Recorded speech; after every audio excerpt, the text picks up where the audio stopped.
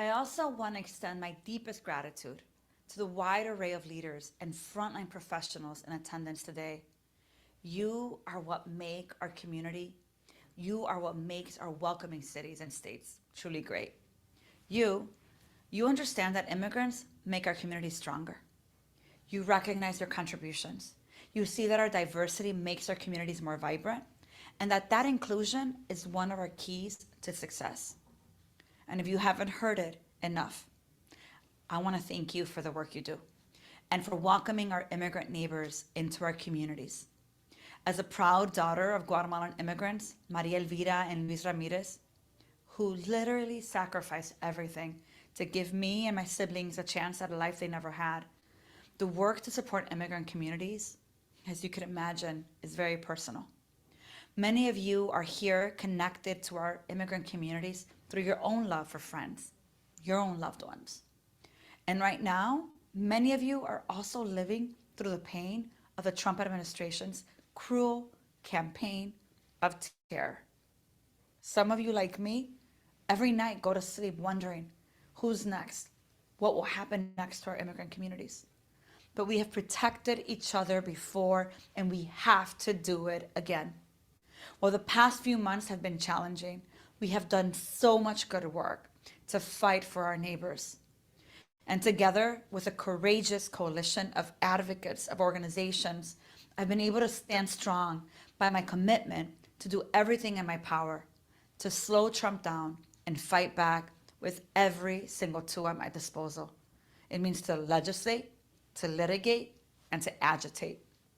In this Congress alone, I've introduced legislation to combat Trump's unlawful actions. Some of those actions are like the Protecting Sensitive Location Act that protects our immigrant neighbors at schools, at churches, and hospitals from being the target of ICE raids. The American Dream and Promise Act that provides a deserved pathway to citizenship for DACA recipients and TPS holders that I get to be a co-lead on as we file the bill again. The SHIELD Act bill that ensures that every immigrant has access to legal representation during immigration proceedings, especially as you see the violation of due process in this moment. And as we see this rising number of unlawful actions by the Trump administration, I've worked with my colleagues to send letters and support the organizations that are fighting in the courts. And folks, we're winning. The courts have stopped Border Patrol from unlawful searches. They've demanded the return of Kilmar Abrego Garcia and other deported individuals. They've had to reinstate student visas. And they've even halted the use of the Alien Enemies Act so that they don't have the court's protection to violate due process. In my role as a member of Congress tasked with oversight, I continually call for the resignation of Kristi Noem as the Secretary of the DHS, a long list of constitutional, illegal, and inhumane activities that have been done under her leadership. And on May 14th, I will be able to finally directly demand she answer for her actions in committee. I encourage you to continue to use your power, to use your voice as a community to cause good trouble. Because together, we must keep legislating, litigating, and agitating. And in this precise moment, we have to do two really big, important things. One, we need to protect our people and our communities from the violence and dangerous policies of the Trump administration. And two, we need to keep fighting for progress, for working people, and to build a more just and loving world that fights and sustains our hope.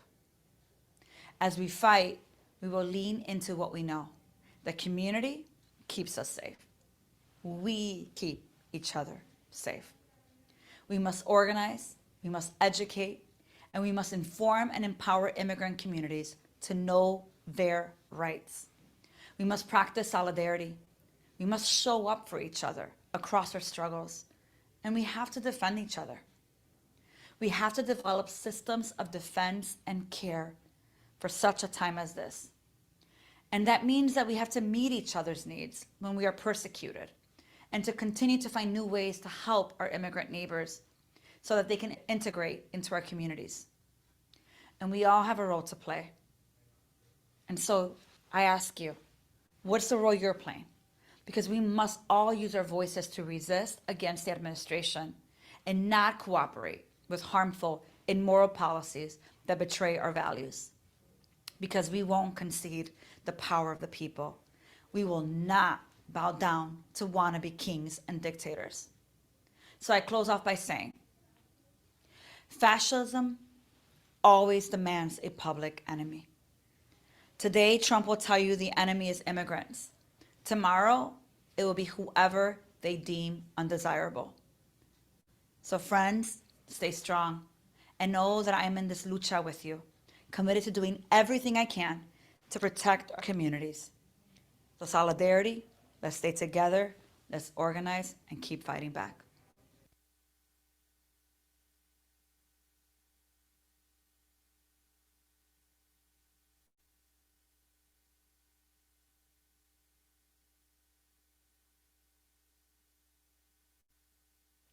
We're going to convey back to Congresswoman Ramirez the appreciation that you showed there for her remarks. This is my third time to get a chance to listen to them. And each time I listen, I hear something more helpful that reaches me in a deeper way. And I appreciate her presence here to inspire us today. As she put out the question to us, what's your role? And she said, my role as your congresswoman is to legislate and litigate and agitate. Our role today is to communicate, educate, and collaborate. And we're going to undertake that right away. It's so good to see all of you here in this room. It's so good to feel all of you who are in the Zoom stream, and we know that you're a part of us today. We are so grateful that the Zoom group and the in-person group can be working together to do the things that we need to be doing. I want to talk a little bit about logistics. So you should all have in front of you an agenda, and that's a 2-sheet document, and you should also have in front of you a 1-sheet document, 2-sided, that has bios for all of our presenters today. So during the course of the morning, we're not going to repeat in introductions those bios, but you have them available to you. And these are really powerful people coming to speak with us today with very fine experiences that will help us. Restrooms are outside these doors. As you head to the entrance desk, stay to your left and about 30 paces down, you'll find those. Our marvelous team at DuPage Federation is here to help you through this morning, whether you're online or whether you're here in the room. And I want to call them out for a moment so you know who they are. Online, that is Danica Miller, Executive Assistant, and Evie Frankovich, Senior Director of Finance and Administration. In this room, and I'm going to ask you to stand if you would, so that I can identify you for folks. That includes Rosa Sella Rodriguez, Planning and Engagement Associate.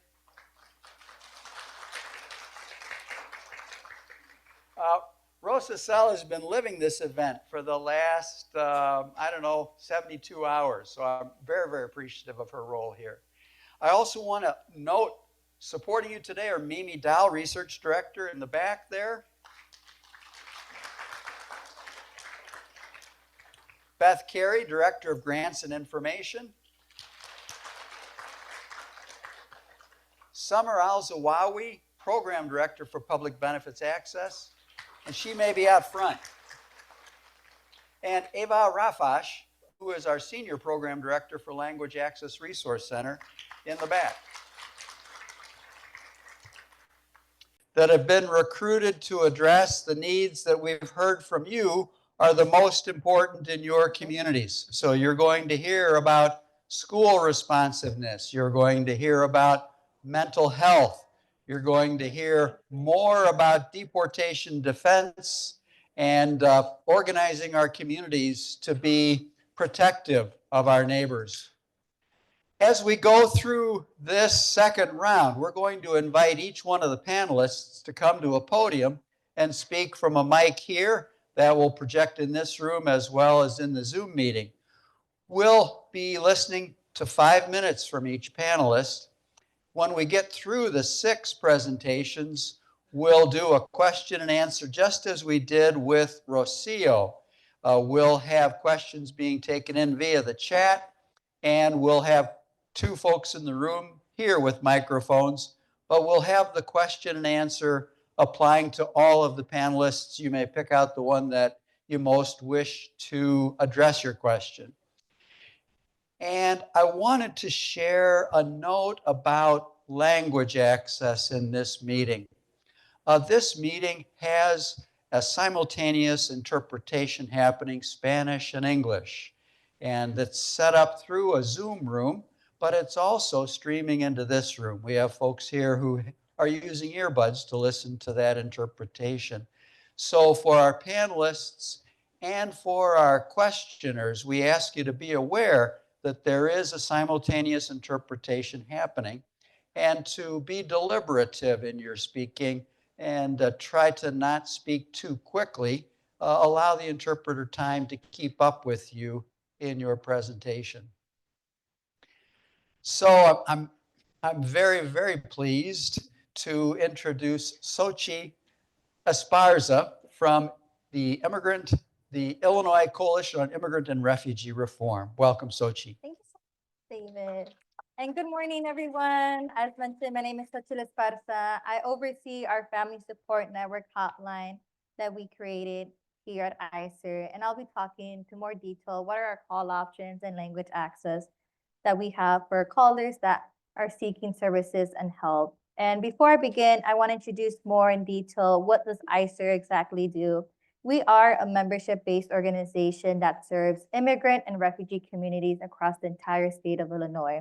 And in partnership with our member organizations, we offer public benefit assistance, offering interpretation and translation in different dialect and native languages, understanding that our immigrant and welcoming arrivals come from different countries around the world. And we want to make sure that access is not an issue for these folks and recently arrived families. We also offer citizenship workshops, English classes, as well as scholarships for folks that are looking to renew their work permit if they're DACA recipients, or for families and individuals looking to apply to become a citizen. And lastly, we are an advocacy-based organization. Illinois does have really strong legislation that protects our immigrant and refugee communities here, and the work is still not done.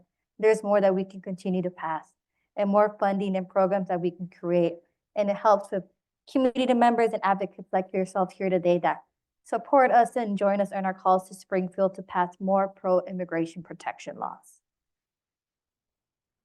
But today I'm here to talk about our Family Support Network hotline and specifically the history behind it. So in 2011, we found the need to create the centralized hotline known as the Family Support Network hotline because we found the need of families needing more support in getting defense against deportation cases, as well as many undocumented individuals and immigrant families that needed help accessing healthcare, accessing public benefits, looking for English classes or work development resources as well. And that's why in 2011, we created the Family Support Network hotline. And it's important to note that this hotline was managed by volunteers since February 2025. Most recently in March, we did finally receive the funding to hire live operators, which has extended our services to offer more immediate calls, and folks can dial directly and will be connected to a live operator.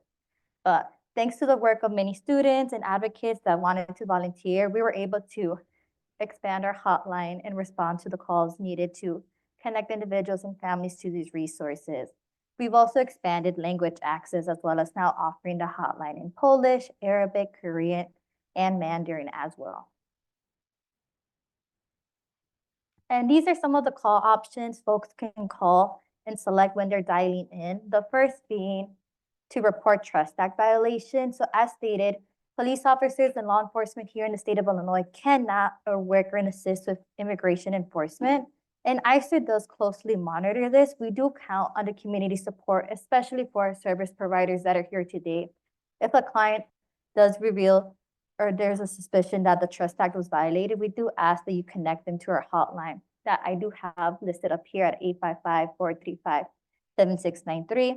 I also have Know Your Rights cards that contain these numbers at my table where you can obtain some yourselves as well. But it's important to refer folks for any suspicions of Trust Act violations. We do monitor these cases. We want to make sure law enforcement is in compliance and is following the Trust Act. The second is our biggest component is to report any ICE activity in the community or for families that are facing deportation or know a loved one that's facing deportation. Folks can call and dial option 2 to be connected with a live operator. We are working with organized communities against deportation that are offering this assistance as well. And the following is immigration legal referrals. We do offer immigration legal referrals to our nonprofit legal agencies. DACA for folks, again, I mentioned earlier, we offer scholarships every year for folks that are looking to renew their DACA. Healthcare resources for individuals that need assistance in finding healthcare, counseling, any mental health services, as well as public benefits assistance. And folks can also dial for any workplace rights violations or complaints.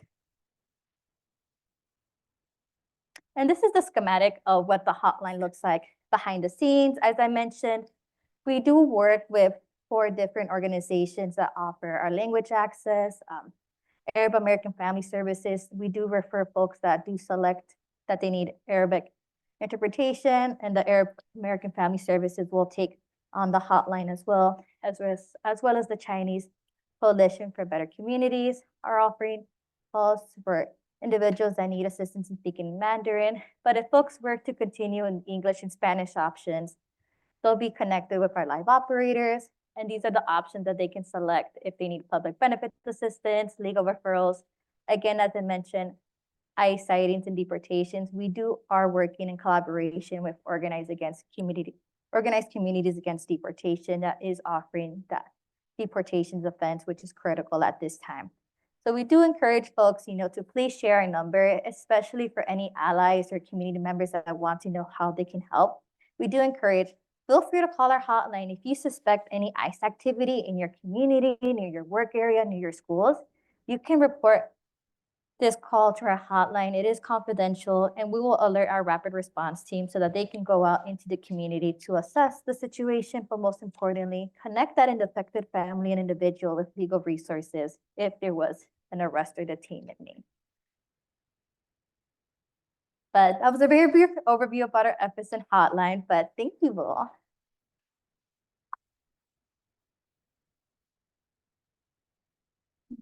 Thank you very much, Soshi. And I want to invite Nancy Garcia up from Southwest Suburban Immigrant Project.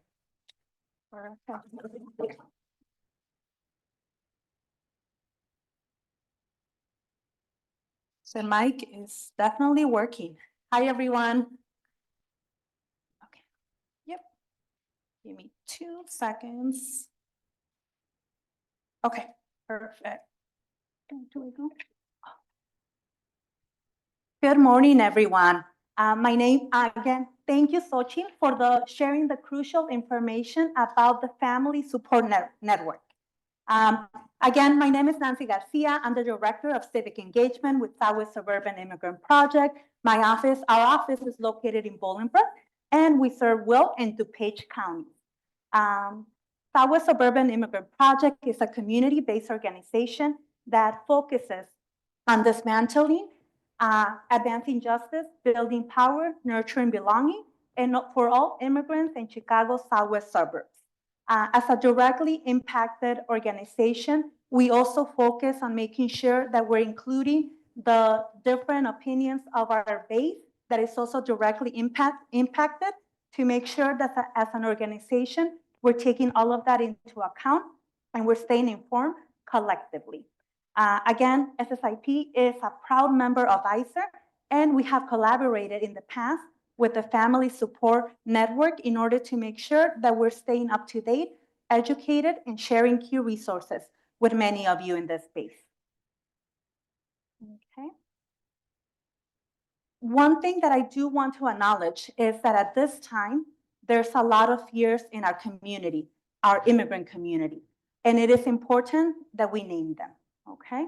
So we have 3 different things that we're going to be mentioning today: separation and detention, end of access to healthcare, and unsafe schools, okay?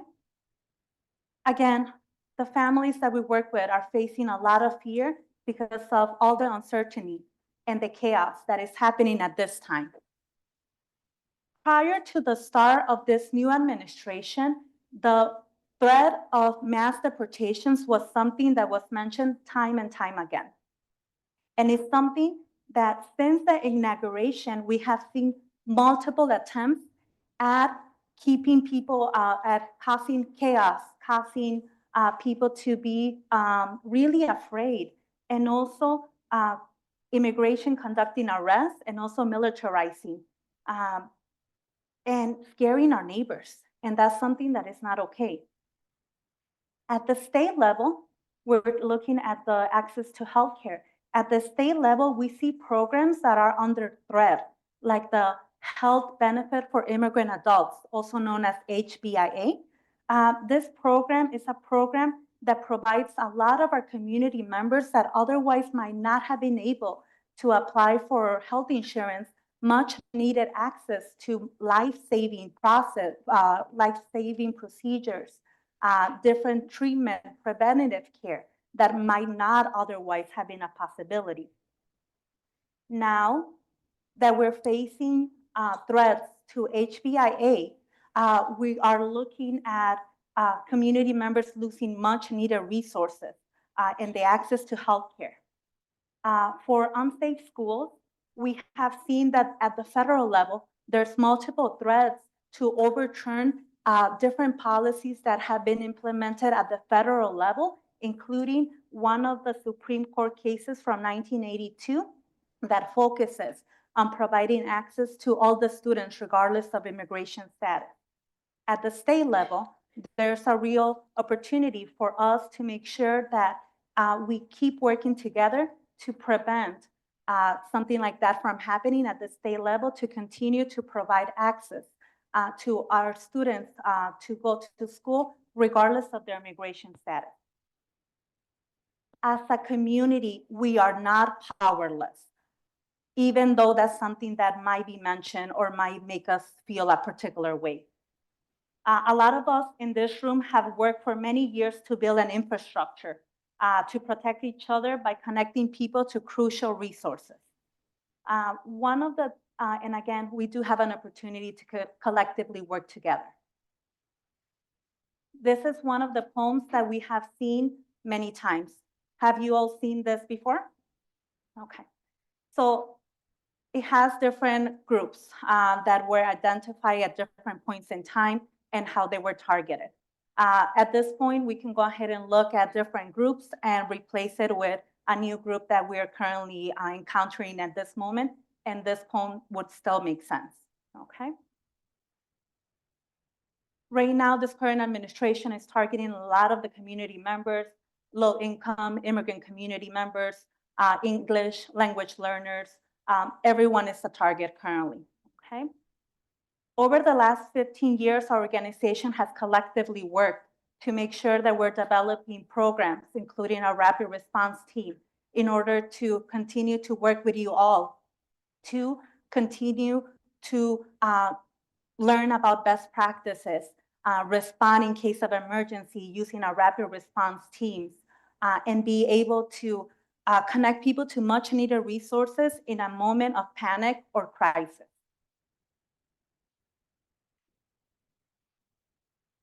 I invite us to reflect on this moment and take additional steps to protect each other. Despite all the fear and challenges that we currently face at SSIP, we're committed to continue to collaborate with each and every one of you all. We understand that in order to keep our families safe, we need to be able to organize, collaborate, and be able to take action. It is crucial that we take actions today, and you will hear from my colleagues during the closing remarks about our work to continue to collaborate, strengthen partnerships, and focus on pushing additional legislation to keep our families safe. Thank you.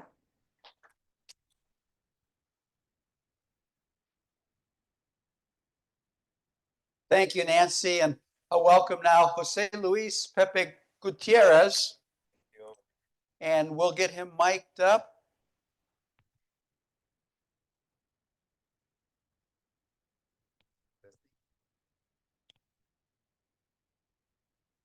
So, good morning. How's everybody? Okay, well, my name is Jose Luis Gutierrez. I'm the director of Casa Michoacán DuPage. And Casa Michoacán is a membership organization.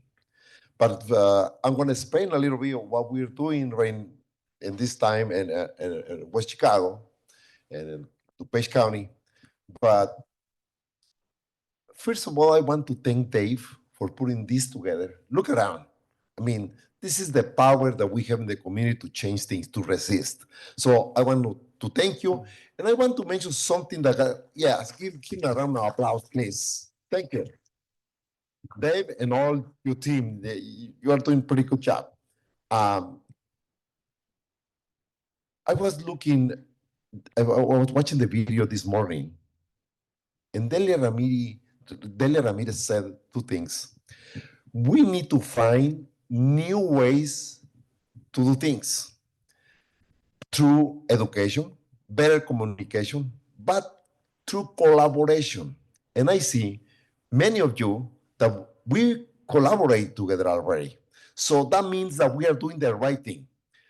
And I mean, I know some of you for a long time ago, many years ago, let's say Miguel Briones, Reverend Miguel Briones, he has been in the community for a long time.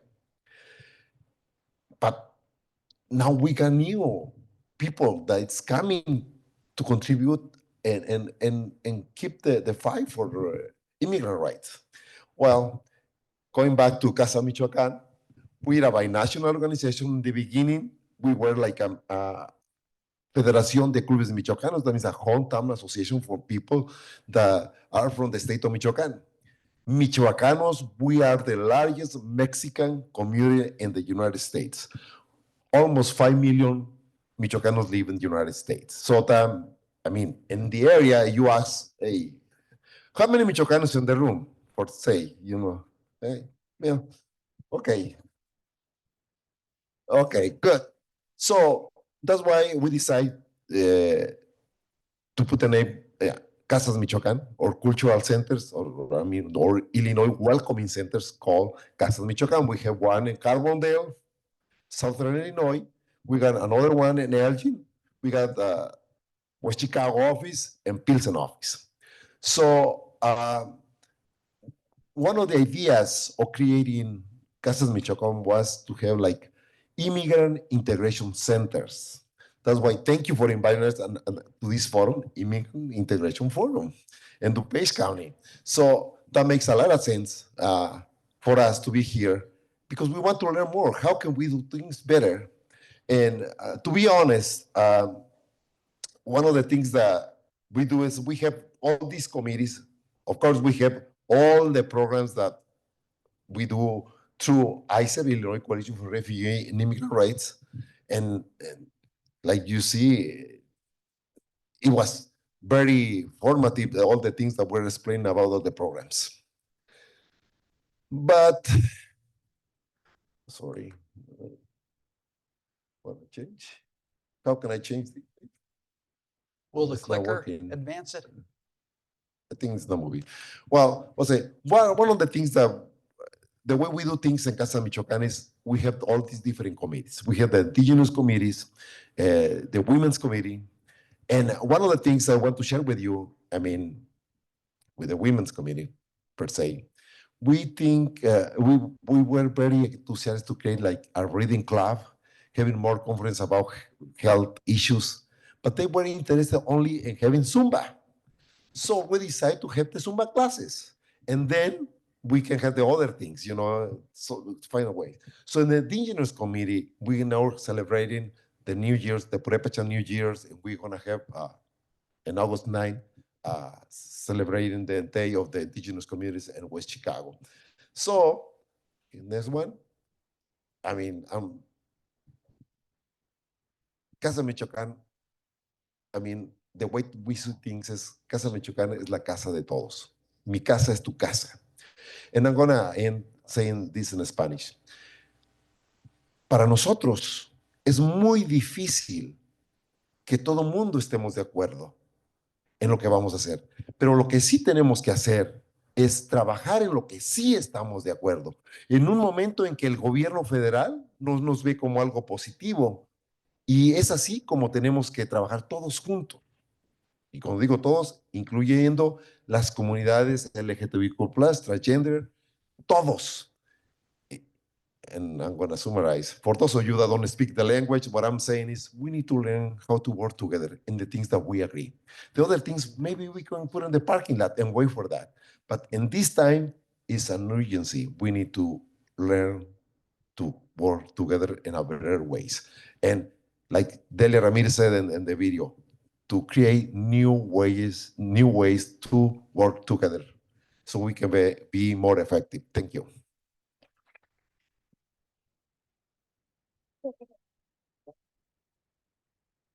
Thank you, Jose Luis. And now I want to invite Diana Juarez, coming from Skokie School District 68.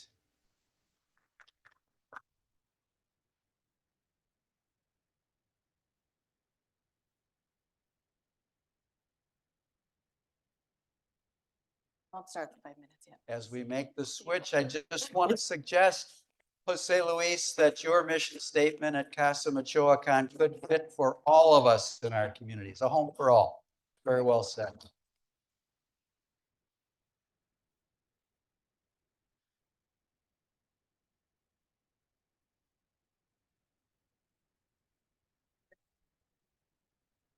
Okay, sounds good. All right. Thank you so much. I am Diana Juarez, the Coordinator of Family Services and Engagement for Skokie School District 68. And I want to say that the presentation highlights what we're doing in the district because it follows our strategic plan, right? So it's really coming top down what we're doing to support the immigrants in our community, cultural responsiveness, equity and inclusion, social emotional learning, and the whole child, and communication and engagement are strategic plan goals that I focus on. A snapshot, the village of Skokie has about 65,000 residents, 38% foreign born. So we have a pretty diverse community as it is. District 68 is one of the elementary districts within the village of Skokie. There are 5 elementaries and 1 high school district within the township that includes Skokie. So in 68, we have about 1,700 students. You can see the breakdown there. Of note, we have 67 plus languages represented in our district. So 1,700 kids, over 67 languages represented, which means we have to have a pretty robust English learner, multilingual learner department. That is our goal there, to make sure that students feel safe and comfortable within the learning environment. About 35% of those 1,700 students are English learners. So about 600 students in our district qualify for EL services. We will see that number continue to grow. We will see that percentage continue to climb. One way we approach serving such a large community within our district is ESL specialists. So we have they were former teachers in our district who now work serving specifically newcomer students. So students who are new to the US school system in their first year in the country's school system. We do, of course, language screening and what we need to do that the state requires. But we also have these ESL specialists do a family interview. So they will sit down with the guardians, with the children, and find out what was it like, what was your journey like to get to the United States? What, if any, is the educational background of the students? Do they like soccer? Do they like baseball? Do they really like math? Was there something traumatic and maybe loud noises are a problem? Just what's going to help us as a school district really connect with these individual students and give us a way to better connect. Teachers are supported, so these ESL specialists also help support the curriculum and just different ideas and approaches that teachers, social workers can have when they're working with such a large number of new to the US school system students. We have Summer Discovery, which is our summer school program. We have a Gen Ed summer school program we call Summer Blast. Summer Discovery is a summer school program for newcomers. So again, within their first year in the US school system, we will invite them to participate in this program over the summer. Those are the goals there. If they're small classroom sizes, between 5 and 7 students, get 1 teacher and possibly a teacher's assistant. We do field trips to the grocery store, bowling, really trying to get them comfortable within the school building, what the school building staff, restrooms, just really kind of being more comfortable in the environment, but then also take them out and connect them with the community. My portion there comes in having like a parent component to this summer program so that the parents also get to go to a grocery store, figure out how that works, connect them with other local resources like the Skokie Public Library, which is huge and a valuable resource. I'm talking fast, 5 minutes is not a lot. And that's another approach that we take. There are, of course, EL services that go beyond what we do with the ESL specialists, and newcomers are considered newcomers for longer than 1 year. We know that the state is now saying up to 3 years new to the country, they are considered newcomers, but really kind of capturing students as they first come in, grounding them and making sure they know that they are supported and that we are paying attention. We have an ELL Parent Center, an English Language Learner Parent Center. It's housed in District 68, serving multiple public school districts in the area. This center works specifically with the adults in the household. So schools take care of the kids, and the Parent Center is where parents can go to get English classes, computer classes, citizenship classes. They can connect with other people of the same language and ethnic backgrounds, really socialize, connect with each other, and then maybe be more empowered to connect with other resources that are out there. Really important program. School districts pay to be a partner of the Parent Center. So based on their enrollment numbers, there's a contract, they give money to the Parent Center, and then all of the Parent Center's programming is available to those school districts' parent communities for free. So all of this programming is free for parents. Speed it up. So what do I do? As the coordinator of family services and engagement, I serve as the McKinney-Vento liaison. So McKinney-Vento students who come lacking fixed, adequate, and regular housing. Refugee students, asylum-seeking students, they're automatically enrolled as McKinney-Vento students. So in our district, we have seen that number quadruple in the past 3 years. There's school supply distributions. We are a well-resourced area. So the Niles Township government, there's the district, the village, and then the township. They supply us with back-to-school kits for kids. So they will get school supplies. If you qualify for free reduced lunch, that looks like something between 700 and 800 kits that I distribute over the summer to these families. We have a clothes closet, so families are able to get 4 to 5 outfits per person in the household through an organization that has clothes donated. Language interpreters, so I manage connecting families, language interpreters. There's parent-teacher conferences. There's all kinds of IEP meetings and other meetings that principals and teachers would like to have with families. Parent universities, a series of workshops that I do. I'm going to speed it up. Okay, communication, language barrier is a huge issue, not just in school districts, right? Everywhere. So these are some of the approaches that we take to handling how to better communicate with parents. And so what do you do? So we're super well resourced. I have Old Orchard Mall in my tax base. You know, not everybody does. So I'll leave you here with some ideas on what you can do if you are looking to take advantage of other resources that you have, whether it be community colleges, nonprofit organizations, or the human capital that you have within your communities there. Oh, that was fast. Okay. And I will just shout out lastly to LARC. So LARC, the Language Access Resource Center that comes out of this organization, we have an interpreter training program that we have run through LARC. So we have many strong bilingual community members in our district. We ask them, does anybody want to be a certified interpreter, right? You do, okay. Oh, wonderful. Yay. So then you create a cohort. So in my district, we would have a cohort of language interpreters with participants from my school district, right? The district will pay for their training. They will pay for them to go through this training. When they have to do their service hours, their practice hours, we have them do it for us for free. So we'll pay for your training. You pay us back by interpreting for us, parent-teacher conferences, curriculum night, other meetings in schools. We're tapping into the resources that we have within the community. They represent languages that we need and that we see in the community. And it's a wonderful way to take advantage of resources out there. Thank you for letting me squeeze that in. Deanna Horns, thank you very much. Thanks so much. And I appreciate you queuing up that idea that a school district can get behind supporting the training of interpreters to better serve their families, to recruit from inside the district people who want to make a difference in the world. And we thank you for being in that cohort. And now I'm pleased to welcome to the podium Cindy Eigler, who is the Executive Director of Coalition for Immigrant Mental Health. Hi, thank you for having me. So as mentioned, I'm with the Coalition for Immigrant Mental Health. I will not spend any time talking about it because I have 7 minutes and I want to get to, I know everyone's looking for how they can support community members, but here's just a little bit about us. Our website is on there. Check us out, get involved. I want to get to how we can support our immigrant and refugee communities, but I want to start off with some level setting about what I mean when I'm talking about trauma. So when I talk about a traumatic experience, I'm talking about an experience in which people feel or are at risk of death, harm, or loss of connection. And I say that because it's really important in this moment. You don't actually have to have an experience of being detained, but if you feel at risk, which right now, so many of our community members are at risk, that is a traumatizing experience, right? So we want to just acknowledge that.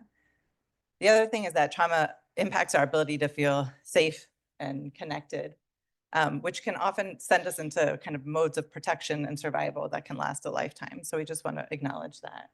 And trauma can be experienced individually or collectively. So right now we have whole swaths of communities that are experiencing collective trauma. And it's important to mention that because that also means how we address that trauma, how we address healing needs to be in collective spaces as well. And I think we could probably all agree that right now we are living in ongoing social conditions that are incredibly traumatic for people, right? So when we're talking about this kind of trauma or systemic trauma, there is no P in PTSD.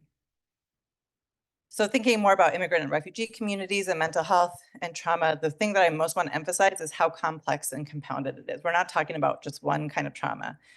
So thinking about pre-migration trauma, right? Often the experience that influences somebody's decision to leave their home country. People are experiencing that. There's the travel and transit trauma. We've all heard horror stories of people's journeys to get here. There's the post-migration trauma. How do you even get basic needs met when you don't know the language, you don't know how to use the transportation systems, you're separated from your loved ones, you don't have your traditional support networks available, right? There's a lot of trauma associated with that. And then settlement and integration trauma. Even if you've been here 20, 30, 40 years, you're away from your homeland, you're away from family often, and you're maybe still experiencing a lot of discrimination. My parents have been here for 46 years, and they still get told to go home very often, right, on a regular basis. So it's something just to consider. And so coupled with all of that, so we're talking about communities who don't have only one of these, but might have all four. And then you add to it the uncertainty of not knowing what will happen any given day, right? And we've heard a lot about that. Plus the increased harmful rhetoric and lies and misinformation being told, that also increases a lot of trauma and distress for communities. So what can we do? I know that's what people want to hear. And so what I wanted to focus on, just to remind us that what we all need as human beings in order to have settled nervous systems, in order to be well, in order to have well-being, is safety, connection, and belonging. Those are the three things that we need. And we know that many immigrant and refugee communities for sure don't feel safe or connected or belonging, right? But there's things that each one of us in this room can do to help generate senses of safety, connection, and belonging in our work. And it doesn't take necessarily going to see a mental health practitioner. So what can we do? First, normalize. Any experience, any reaction that anyone is having right now is completely normal. It's a normal reaction to completely abnormal, horrific situations, right? So we want to normalize for people. The other thing is about how we can help create sanctuary spaces. So whatever work you're doing in whatever institution or organization you're with, thinking about how you can make your space safe and comfortable. That might be music, it might be seating, it might be artwork, it might be signage, right? What you can do to create senses of safety in your space will help increase people's sense of well-being. That also includes language access, right? Making sure your signs are available in other language, making sure your staffs are trained so they're able to really stand up and support people through Know Your Rights training or other trainings. Taking any opportunities we can to celebrate people's cultures, helping them connect back, showing that we value them as a whole human being and we value where they come from, and helping them have that sense of home here is another way to increase somebody's sense of well-being. Then there's one that we don't often think about. So creating opportunities for people to feel a sense of power and control. So one of the things that trauma does is take away our sense of agency. So one of the things that we can do is find any opportunity possible to help increase somebody's sense of power and agency. And that can be small, like letting somebody choose the music that's going to play at your meeting, pick the agenda, pick the food that's going to be served. Just thinking about the small opportunities you can take to give back, give somebody a sense of control and power and actually give them that is an important way to increase somebody's sense of well-being and wellness. And lastly, contextualize. We really want to help people understand the circumstances are connected to systemic oppression that is happening right now and that has been happening for centuries, right? We want to, often when we're in a low spot, we tend to move into kind of shame, a feeling like, what did I do wrong? Something is wrong with me. I am broken. We really want to emphasize that the system is broken and completely messed up, and nothing is wrong with the individual. There are a whole lot of other activities that have been well proven to help support wellness for people and well-being.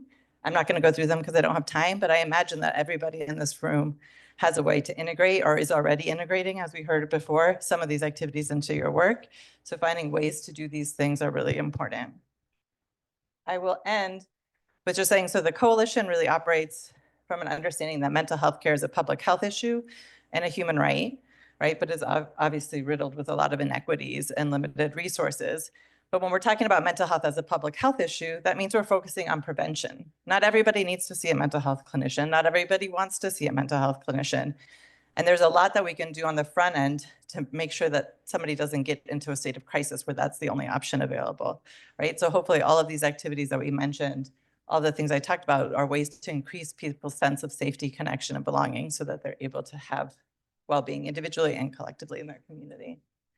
And then lastly, just to say, normalize any fear, right, or hesitancy to access services. So if you have somebody and you have services you can send them to and they don't want to, that's okay, and that makes sense, right? There's a very real reason that people are afraid right now, and we want to make sure we're not challenging that, right? That we're respecting their fear. And there's a lot of stigma associated with accessing mental health care for communities, so we want to make sure that we're letting people take the lead in their own care and their own healing process.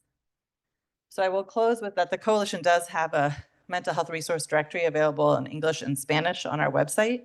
The website is here, and I think you're going to be getting the slides as well.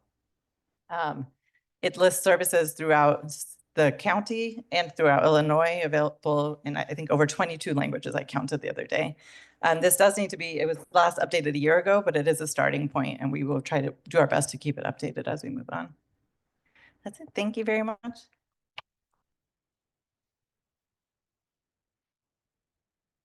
Cindy Eigler, Coalition for Immigrant Mental Health, thank you. And that resource, I wonder, Cindy, if you could see all the cell phones coming out when you posted that resource and all the photos being taken. Well, you've heard 5 panel presentations regarding distinct concrete services to provide to your clients and your neighbors. But in addition to the need for services, we've heard from organizations enormous concerns about the future for supporting their work. And so we're very pleased today that Alice Cottingham, a nonprofit consultant, is with us to comment on this. It's always great to be the last person on the panel to speak, right? You want me to be short and to the point, so I'm going to give you that.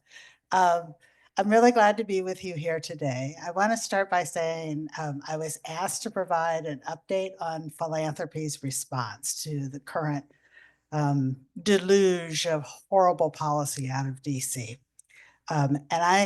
There are lots of ways you can define philanthropy. I'm going to focus on grant-making foundations, which I know best, which I think are probably the largest source of funding outside of public dollars for nonprofits, of many different kinds.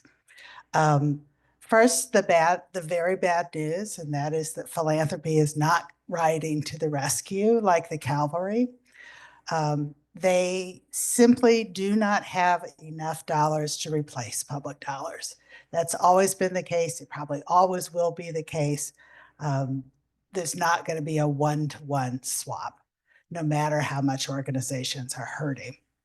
It's a little too early to say what foundations overall are going to do in response to new policies. While we know that there were 175 immigration-specific executive orders out of DC in the first 100 days of this administration, there were lots of other policies in many other fields affecting lots of other populations that were also being unrolled at the same time. So funders who fund in multiple areas have multiple demands on them that have only increased since the inauguration. And partly what funders need to do is to figure out what's their strategy, given that everybody needs more money. They don't have enough money to meet all that demand. What are they going to prioritize? What I would suggest to you, as somebody who's worked with a lot of foundations over time, is that what most foundations are now going to do is look for new requests from organizations that can show that they have seriously undertaken a strategic review process at the moment that takes into account their loss of funding in whatever areas apply for that organization. And think very clearly about what their most central work is in this moment. Because there aren't going to be enough dollars for most organizations to continue to do all the things they've been doing. They're going to have to cut some things. You're going to have to cut some things. And probably some of you are already in this process. I know, for example, that refugee resettlement agencies got stop work orders immediately. And so they've been adjusting very rapidly and for the last almost 4 months now. I would urge all nonprofits to take that approach and to be prepared for needing to do that same kind of review probably once the new federal budget is released, because that's when there are going to be even more cuts, it looks like. So live in reality and think carefully about what you most need to do. Thanks. Thanks.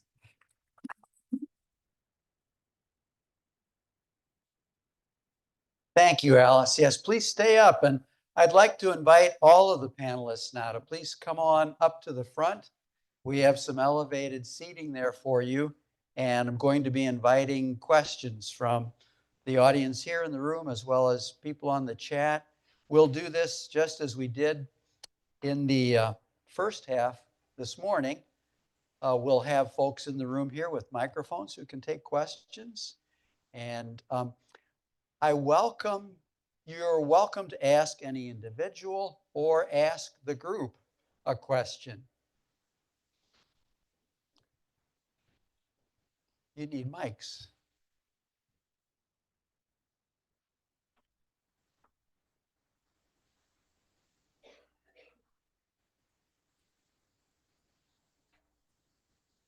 As you're thinking about it, I'd like to, Alice, respond to your note of the sober reality about the limits that grant makers have. And I, as a longtime development worker in nonprofit organizations, I want to provide a little hope that your scheme of focus on what you do, focus on the impact this is going to have on you, because within the world of individual donors, there's not a ceiling. And if we can be successful in telling the story beyond patients and beyond those who have a limited budget, we have the opportunity to refresh and build some momentum. But now here, I welcome questions. Are there questions for panelists? Julieta. Yes. All these executive orders deemed to affect the most vulnerable of our communities, are they constitutional? And what can we do to push back so that this isn't harming our communities?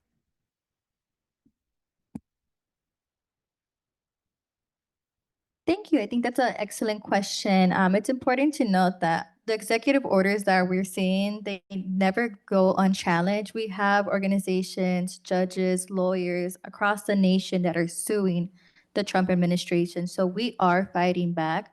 What folks can do today as well is to get involved, join one of the member-based organizations. If you want to get involved, again, we go to Springfield every year and we need to be pressuring our legislators, our congressmen to fight for us, represent us, and also challenge these unlawful executive orders that oftentimes are going against the Constitution. But I think folks do have power, and there's power in numbers. And I invite all of you here today, please visit the tables here, folks in DuPage, we have folks in Elgin, Pilsen, all across Illinois for you to get involved as well.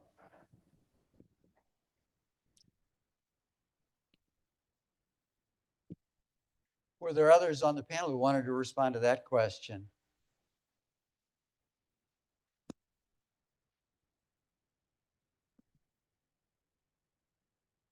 I think now it's working. Yes.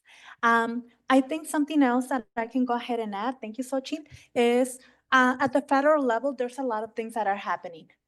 So we definitely want to stay updated to be able to understand what is happening at the federal level, because that does impact the communities that we serve. At the same time, we can concentrate our energy at the state level, because we know that we do have champions and we do have a lot of community members that we can organize to make sure that we are pushing legislation at the state level, to make sure that Illinois continues to be a welcoming state, despite all the challenges and everything that is happening at the federal level. So we can do two things at the same time, but making sure that we are aware of where we need to put a little bit more energy in order to see actual results and make sure that we keep our families safe. Thank you. In a federal level, there is nothing we can do right now, only resist.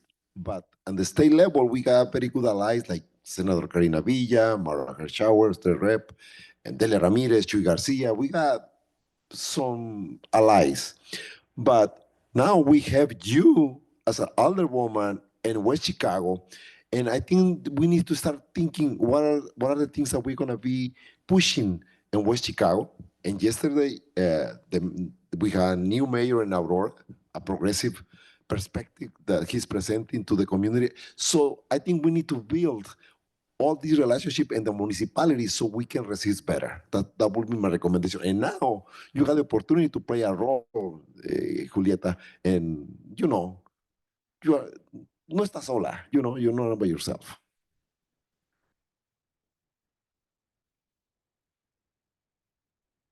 We have a question coming online. Yes. Question is for Diana. Could you provide information on whether you work with ESL programs to get interested interpreters? Could you provide information on whether you work with ESL programs to get interested interpreters? So to be a trained language interpreter, you do need very strong English language skills and then target language skills. So there is an assessment that is done. We recruit from everyone in the community. We know that EL students don't necessarily mean their parents are ELs. And if they're not EL students, it doesn't mean their parents don't need English language learning. So we kind of pool the whole community. For me, it's important to stay within our district because we feel that when those interpreters and those parents are already connected with us, it's a little bit sort of easier. It's job training. It's connecting even stronger with the other school buildings and the junior high, maybe if they have their kids in the school. So we like to keep it pretty tight. We do go and open it up to everybody in our district community. I wonder if another response to that question, perhaps we have some interpreter trainees here. I wonder if any of you would be willing to talk about what attracted you to step into the training.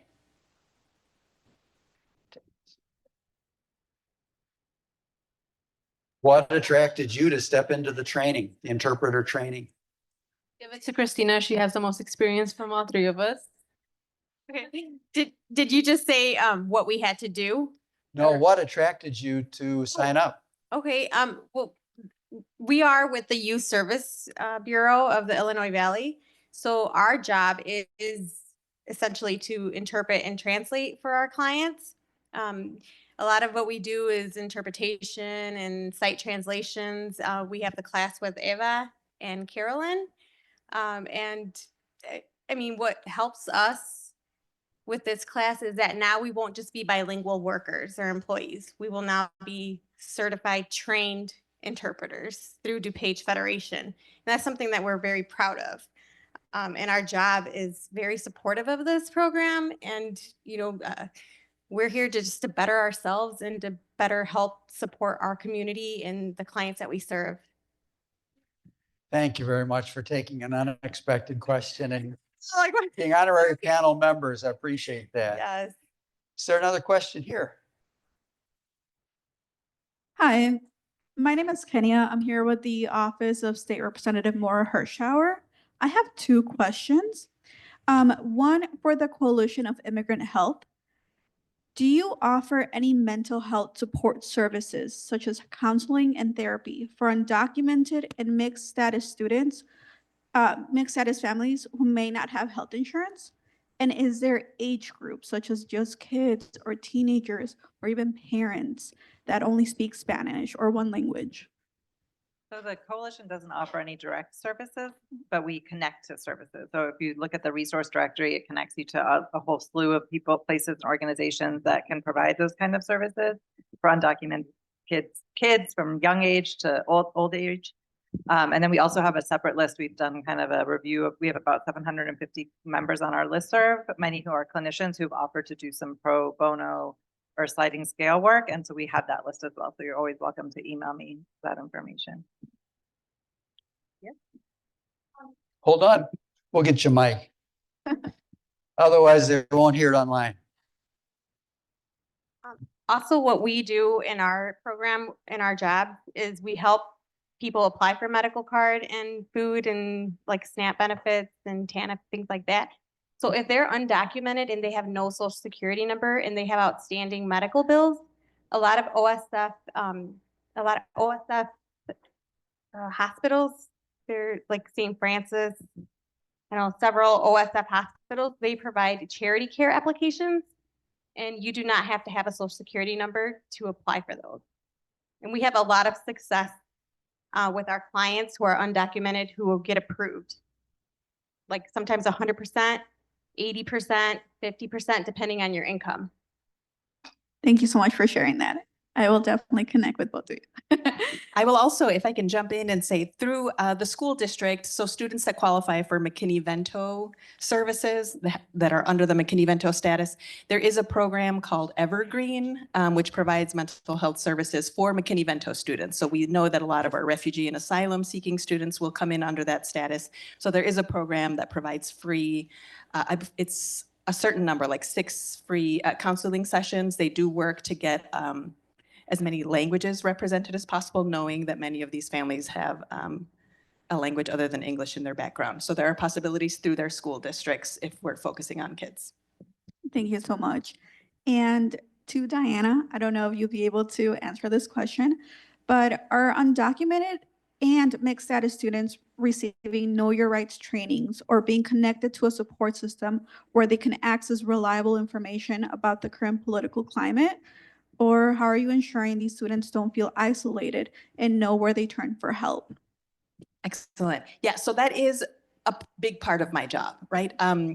But we don't take the approach of saying, well, you're undocumented, let me make sure you have that information, right? It's about community education and putting it all out there so that whether you need the information for yourself or your neighbor or a friend, or you just want to know, you have it. So the approach is sharing that information with everyone. We have had Know Your Rights workshops. We've worked with ICER before. It's a really tricky time, right? So we're just trying to navigate the most effective way. I, for example, would not do maybe an in-person event that says, come and learn about all the things if you're undocumented and all the resources you have. No one would show up, rightfully.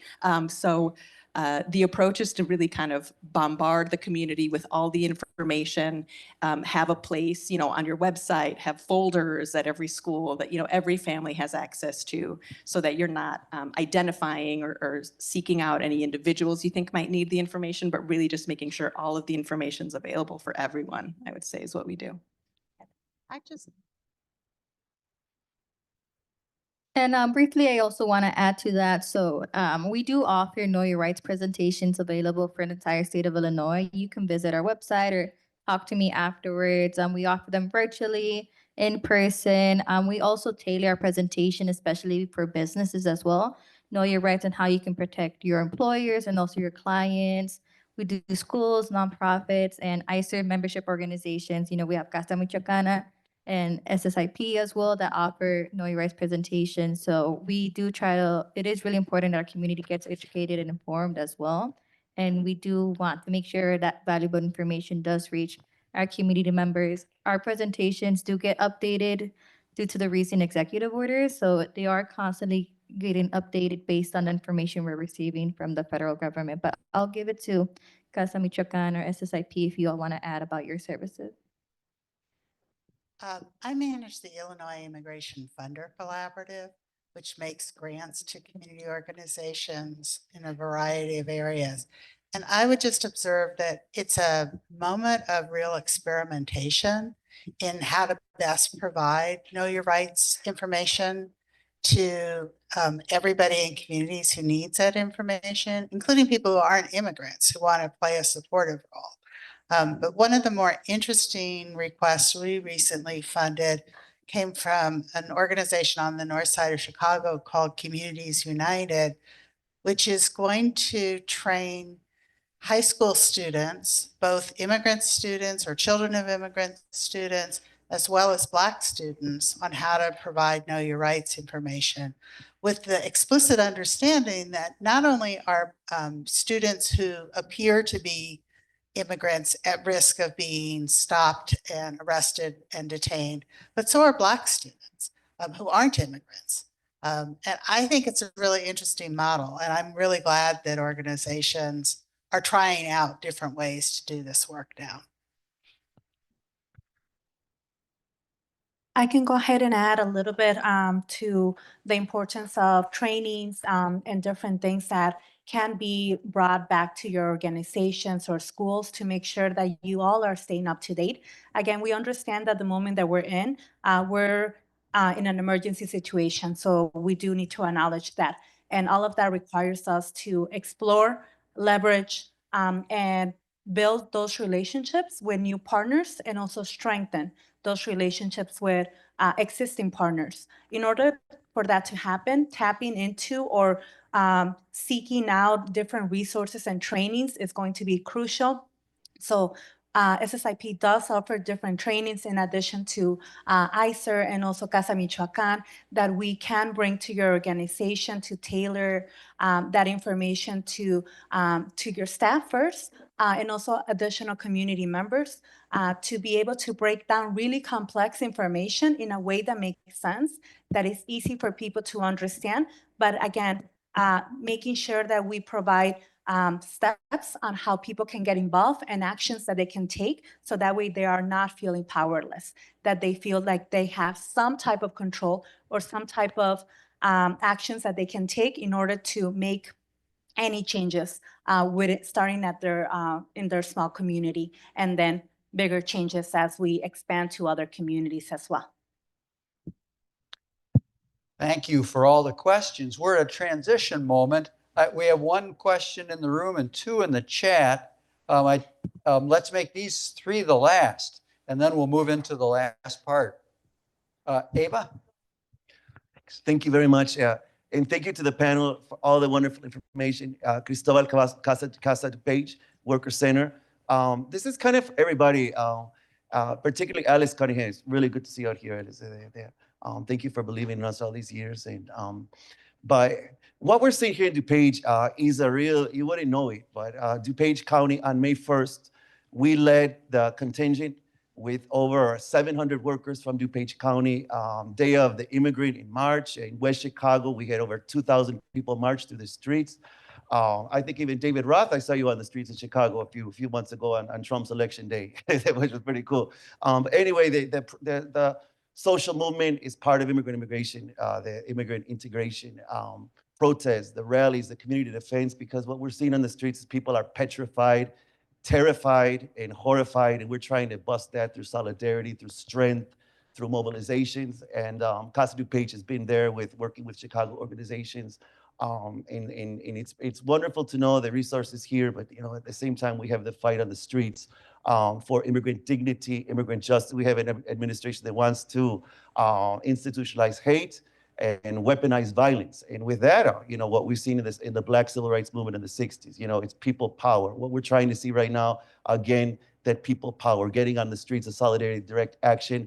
We're planning an event on Trump's birthday, June 14th, and we want to go do a big celebration for him.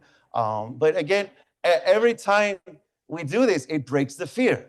On Trump's inauguration day, people said, hey, You guys are protesting Casa Page, you know, there's going to be raids, there's going to be rallies, and there weren't. We went out there, people were laughing. There was a mariachi in the street playing, you know, women singing, but that really breaks up that fear. And Alice, I like to know what you think as far as smaller organizations in the protest movement, in the social movement that are organizing in the streets in this really difficult climate. I mean, we've never gotten state money one way or the other, but you know, as far as funding is concerned, how we can continue to be creative and continue that fight, particularly in the burbs. There's more Latinos now in the suburbs than there are in Chicago. You often wouldn't know that, but I mean, we can go out here to West Chicago, Aurora, Elgin, where I grew up in Glendale Heights. So thank you. This is for our dear sister. And applause for the panel too. I think you guys are doing some good work out here, man. Not sure. Still not. I actually can talk really loudly, so I'm not sure, Cristobal, that I understand what question you want me to respond to, but let me just say that the Illinois Immigration Funder Collaborative, or IFC, it's more briefly known, has always overweighted our funding to the suburbs. We're a statewide funder, but we know that funding resources are less available in the suburbs than in the city of Chicago. And of course, they're even less available outside the metropolitan area. And in our funding, we try to redress that to some small extent. The organizations in the suburbs are, Cristobal, as you say, mainly smaller organizations. Many are newer organizations. They're newer and smaller. They're smaller in part because there's less funding available to them, right? I do think, you know, as David mentioned earlier, grants are an important way for organizations to raise dollars for their work, but so are contributions from individual donors. And I think that's really critical outside of the city limits. They are really, you know, that's a population that often cares very deeply about their immigrant neighbors and will devote resources to those organizations. Thanks. And I'll also briefly add on to that as well. So ICER does offer funding every fiscal year, and we are looking for new organizations, small organizations, organizations of all sizes, because we also understand that a lot of the resources is centralized in Chicago. We want to make sure we have agencies downstate in rural areas of Illinois and other parts and other suburbs as well. So unfortunately, you know, grant applications did already close, but for next year, I do invite any service providers here to, if you're interested in becoming a welcoming center, to offer support for citizenship classes, English classes, or an immigrant families resource program agency to help with public benefits applications. I do invite you all to attend at least our listening session so you can learn more about what that means, what does that take.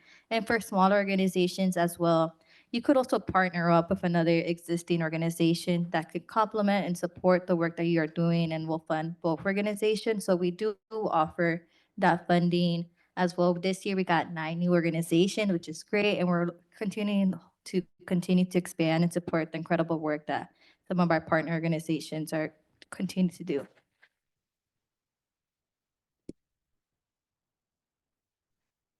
Rosa Sella?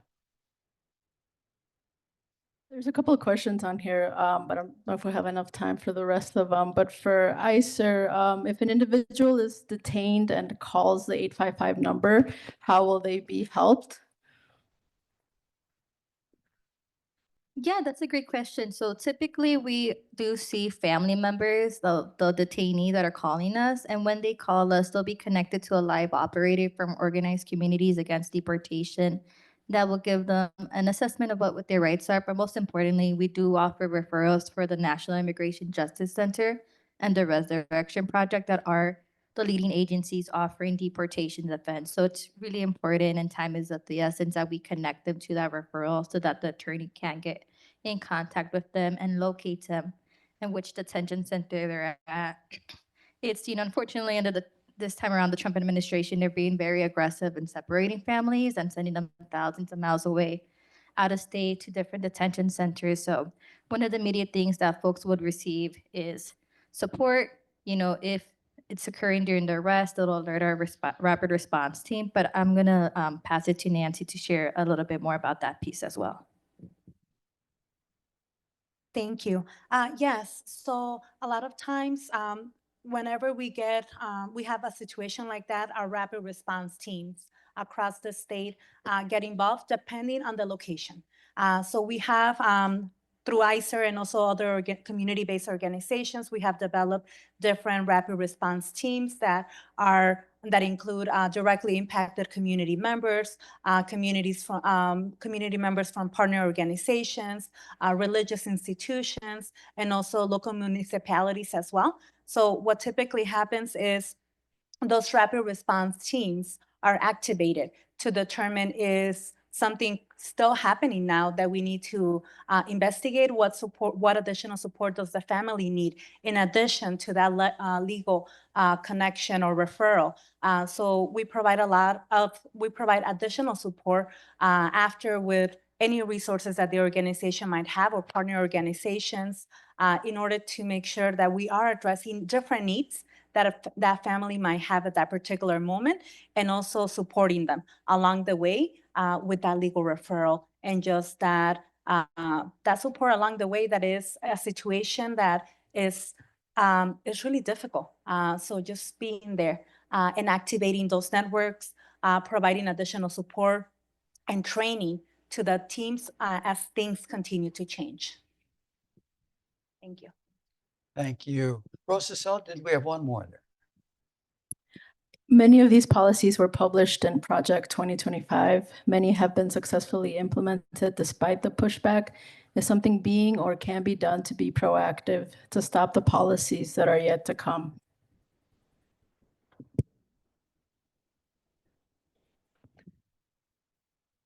Yeah, I think we touched based on this already, but it's going to take organizing. We got to keep continuing to organize, to fight, and we luckily we do have congressmen like Delia Ramirez that are pushing for further protection. So we do have the Trust Act in place that is the strongest protection that offers our undocumented and immigrant communities here in the state of Illinois, but we want to expand it even further.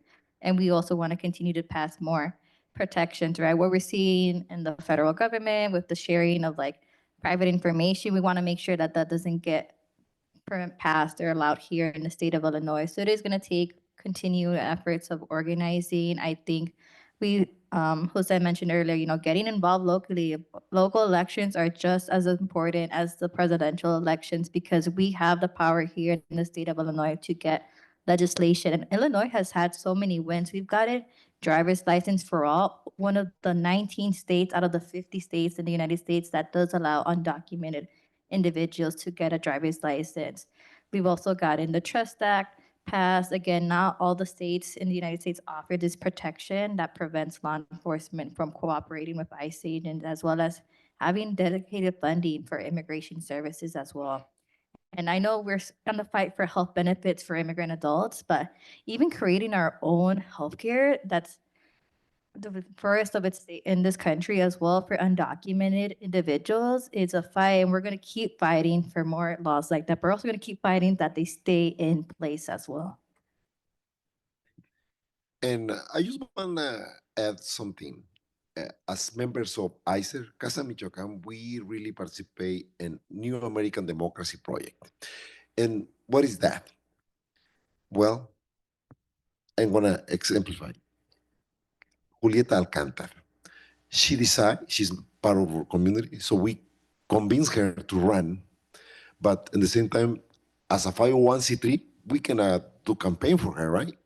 So what we can do, we were knocking doors, raising borders in her district. So we were able to double the borders, and she was able to be our new alderwoman elected in Ward 1 in West Chicago. We did the same thing in Aurora. So we were very focused in some wards. So we were knocking doors, not for the candidate, register voters and convince them you gotta think who you're gonna support. We suggest that pro-immigrant candidate, and we give all the the description of the things that our agenda that we have a state agenda as ICER. So we were not telling them to vote for Chan or for other candidate, but we were telling you gotta vote for the pro-immigrant candidates, because in the federal level, there is nothing you can do right now. But in this moment, what you can change is your local election. And that was a win. That was, I mean, if you check the numbers in Aurora, it was amazing to see the Latino voters, the new voters, they go out and they change the election. So I think that was a learning experience that we need to focus sometimes local, very local, in wards and in municipalities where we can change the way things have been doing, and that Latinos, immigrants, we have a voice and have our own agenda. Cindy has the response, and Cindy, we're going to have yours be the last, and then we can move into our final presentation. But Jose Luis, that was a masterclass in what we can do locally. I appreciate that, Cindy. Yeah. I just want to make a plug because for us, healing is really political. And so I just want to say that when we're talking about trauma and the experiences that many people are feeling right now, one of the things that it does that we don't often realize is it disconnects us from our ability to imagine another future is possible, right?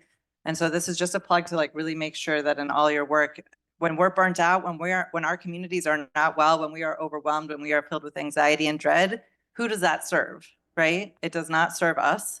But when our communities are well and resourced and connected, what is possible, right? And so I just want to continue to make that plug for putting priorities into like well-being, wellness, connection for people.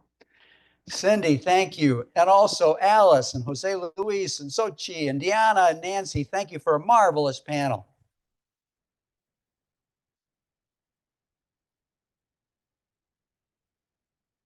You're welcome to return to your seats. And so as we prepare for Elizabeth Cervantes and her colleagues at the Health Academy, I thank all of you for participating today.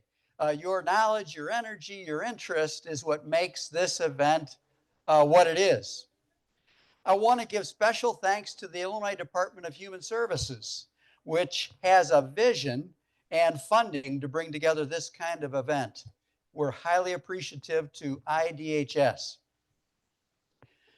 When the event ends, after Elizabeth's team finishes its presentation, we would very much like to have your feedback regarding the program. On your agenda, on the final sheet, there's a QR code which we're encouraging you to follow. It will bring you into a brief feedback survey. I think it'll take you about 5 minutes to complete that after the program is over, and it's enormously helpful to us in planning future events and in understanding the breadth of reach of this event. So now I invite Elizabeth Cervantes of Southwest Suburban Immigrant Project and her colleagues to the podium.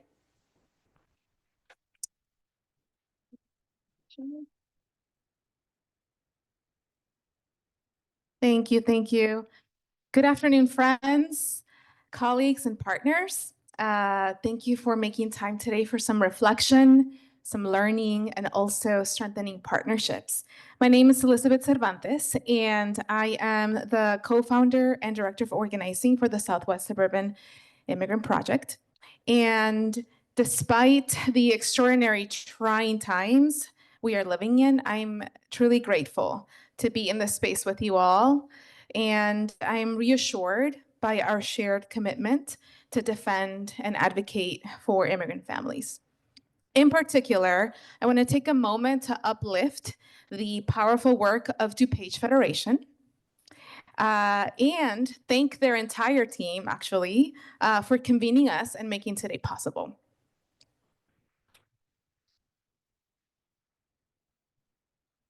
Their partnership to us over the years has been instrumental to our work, from technical assistance and interpretation services to capacity building and more.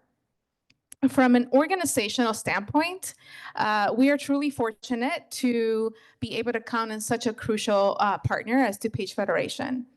But from a personal standpoint, as an immigrant woman and daughter myself, and as an undocumented student who fought for and became protected by DACA almost a decade ago, over a decade ago, I'm fortunate to be surrounded by a powerful community because we are not powerless. And that is what I keep hearing today. And hopefully all of us are walking away with that today. Building community and belonging is what we do at SSIP every day, because community is greater than indifference, and it's definitely greater than fear. And you can't have integration without belonging. But oh boy, is fear multiplied these days. From what the attorney this morning, Rocio Becerril, shared with us in regard to immigration changes, to other fears like our schools unable to protect children, to not being able to continue with life-saving treatment because your medical coverage has ended, to waking up to ICE outside your home and the possibility of being separated from your loved ones. These are all top of mind, not just for the immigrant community, but also, and my community specifically. But the reality is that we are not alone in this experience. The attacks on immigrants are also historically attacks on low-income people of all backgrounds. And it's an attempt, right, to divide us and disassociate us from one another.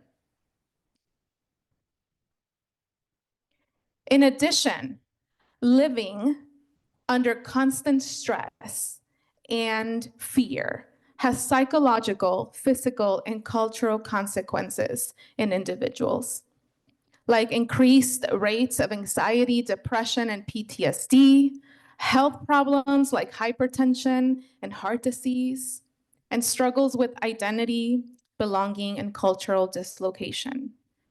Dr. Chavez and Dr. Perez have studied these consequences extensively as a result of ethno-racial trauma, a specific and collective trauma due to the systemic oppression based on race or ethnicity.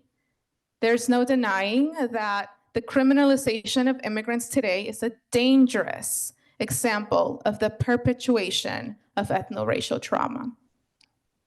However, I have some hopeful news. Ethno-racial trauma can be healed. If we intentionally tap into the psychological strengths and strategies that already exist within our community, from resilience, laughter, to esperanza, to cultural affirmation like art, traditions, and music, to advocacy and collective action. Because again, we are not powerless. This afternoon, I'm joined by two incredibly brave and inspiring parents, members and community leaders at SSIP, Ana and Gabriela. In a minute, you'll hear more about what their role has been, but also what role you can play, and all of us can play, in advocacy and collective action. But first, we want to share one example of what collective action can look like when it is centered around the lived experience of and wisdom of directly impacted people. The Immigrant Health Academy is an initiative led by 4 community-based organizations across suburban Illinois, including SSIP. It makes space for immigrants to learn how to advocate for their own healthcare and that of their communities. Ana and Gabriela are both leaders with the Immigrant Health Academy. And together with 50 other community leaders, we have informed over 7,000 individuals on their health rights. And we also have referred 1,861, very specific, that one, people to assistance for Medicaid redetermination, free clinics, and public benefits. And here's a snippet of that impactful group of community leaders. The leaders from the Immigrant Health Academy. Mi nombre es Antonieta Castricón. Yuri Hernández, estoy con la organización Southwest Suburban Immigrant Project. Soy promotora voluntaria de Marrón. Recientemente me pasó que una persona me decía, no tengo una cobertura médica, ¿dónde yo puedo conseguir para los exámenes de mis hijos que no están viendo en la escuela? Me interesó mucho la idea de poder ayudar a más personas que llegan con esos temores. Buenas tardes, mi nombre es Ana. Estoy aquí como líder comunitario. Soy promotor de salud con SCIP. Me involucré por primera vez por la necesidad de mis hijos para aplicar para DACA. De ahí comencé a ver las necesidades en común con los demás. Como ejemplo, que personas como yo no tenemos acceso cuidado a la salud.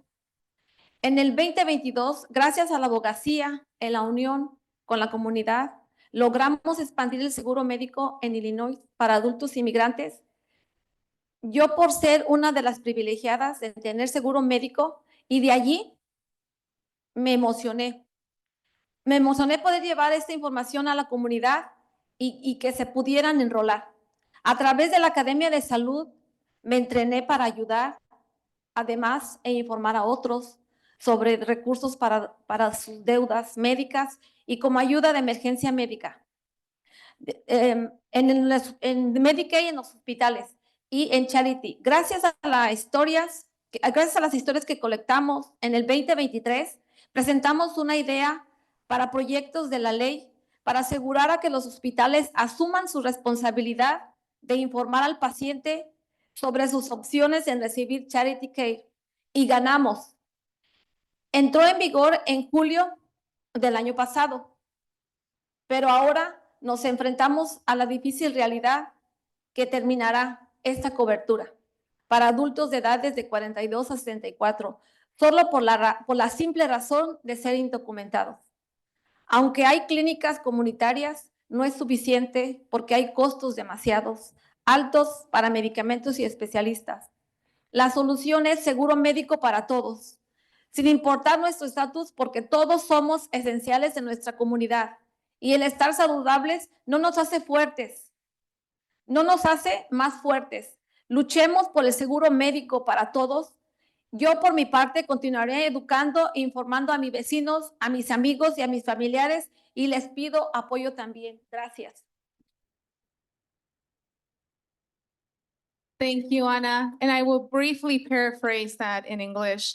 Ana first got involved as she was seeking help for her kids to apply to DACA many years ago. She then started to see what she had in common with other people in the community and became involved with the Immigrant Health Academy. She was one of the first to receive coverage under the Health Benefits for Immigrant Adults program in 2022. And through her work and collecting stories, we were able to present a bill idea to our state legislators so that hospitals could assume the responsibility of informing and educating patients about charity care options. And that we passed it and is law now.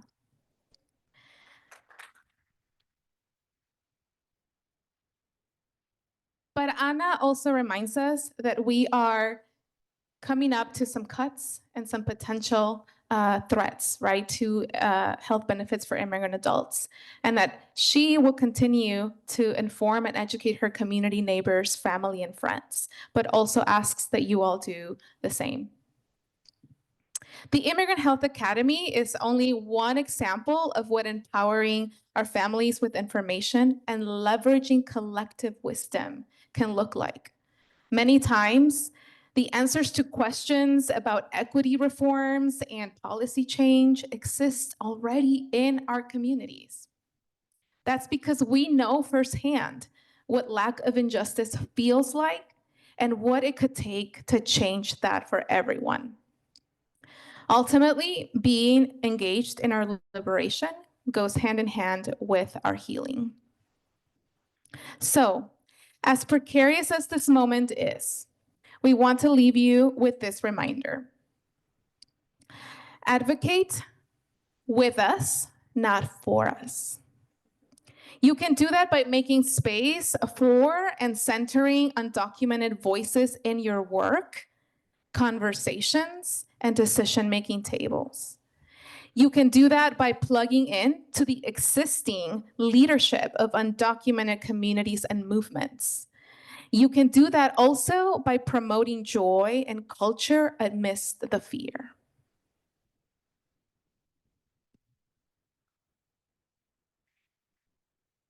Thank you, Ellie. And thank you, everybody, for both making this space possible and being here today. My name is Gabriela, and I became involved with SSIP through the Parent Mentor Program in my child's school 3 years ago now. Since then, I have become involved in the Immigration Health Academy and now also do coordinating in the Parent Mentor Program. So today, we've learned about the very real threats to our community, and you might have the following questions. Gabriela, what more can I do today? Or what can I do in the future? The leaders from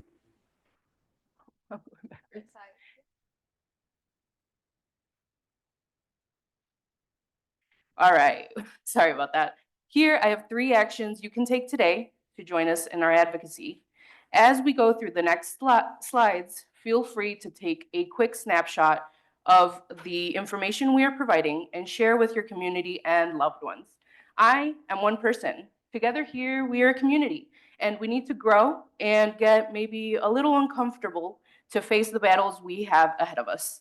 Please share them with your family, friends, and your community so they can join us as well. All right, so our first action today is this one: emailing your Illinois state representatives to vote yes on Safe Schools for All. While I go into a brief summary of what Safe Schools for All is, please take the time to use this QR code on the screen. It generates a message to your representatives, letting them know that you support this legislation. Now, I think we briefly spoke on Safe Schools for All. So it's a House bill, HB 3247, that we are currently working to pass. It aims to ensure all children in Illinois have access to free public education, regardless of their parents' immigration status or their own. While the various attacks on our immigrant community and the various attacks of our immigrant community and the dismantling of our education system, we are fighting to ensure that if this protection fails federally, all of our students here in Illinois will be protected and able to go to school. This is a deeply personal action for me, as without this measure in place, I could not have been educated in this state or be standing here in front of you all. I can move on to the second action here. The second action is similar, contacting your representatives again. However, this one is asking to protect in the state the HBIA, HBIS program, which we've talked about here. It's a program that, if nothing changes, will be written out of the budget this year, something catastrophic for the 40,000 plus individuals covered at this time. That's 40,000 people here. If this program ends, it will not just affect some people's lives, it will end them. This is a service that provides life-saving health benefits to our most vulnerable populations. And we are asking you to join with not only those 40,000 people, but all of their friends and loved ones who will be affected as well. Now, federally, contact your congresspeople to ask them to reject and vote no on the budget reconciliation deal, which severely cuts Medicaid, ACA, and other key supports. This will affect everyone, but especially DACA recipients and US citizen children of immigrants. Lastly, our last action for today is our Eyes on ICE network. This is a text alert system facilitated by the Illinois Coalition for Immigrant and Refugee Rights. By using this QR code, you can sign up to receive text messages with verified reports verified by an ICIRR affiliated rapid response team of local ICE activity, tips and reminders to keep yourself and your neighbors safe, ongoing updates related to know your rights information, and opportunities to organize, advocate, and take action.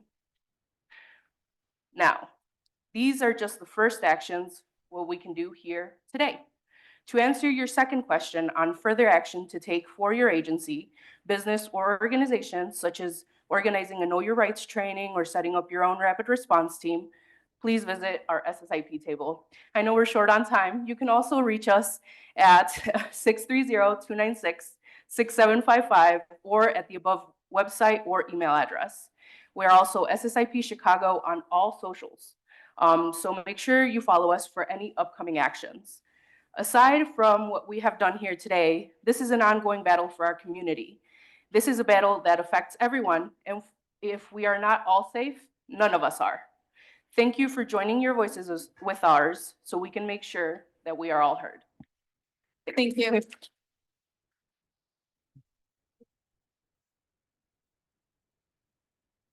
Thank you, Elizabeth, Anna, and Gabriella.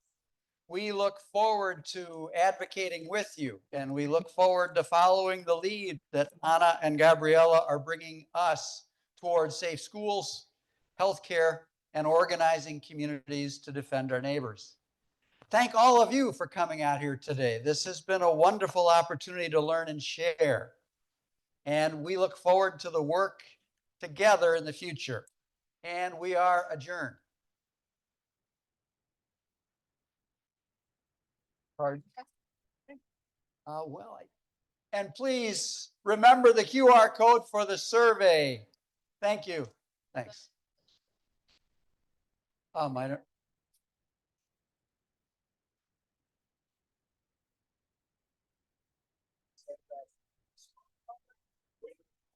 Getting them to look at their agendas.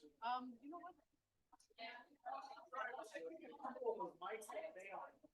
What's going on? They manage. Yeah, go to 1 second and then. Yeah, like something's going on. But overall. Okay.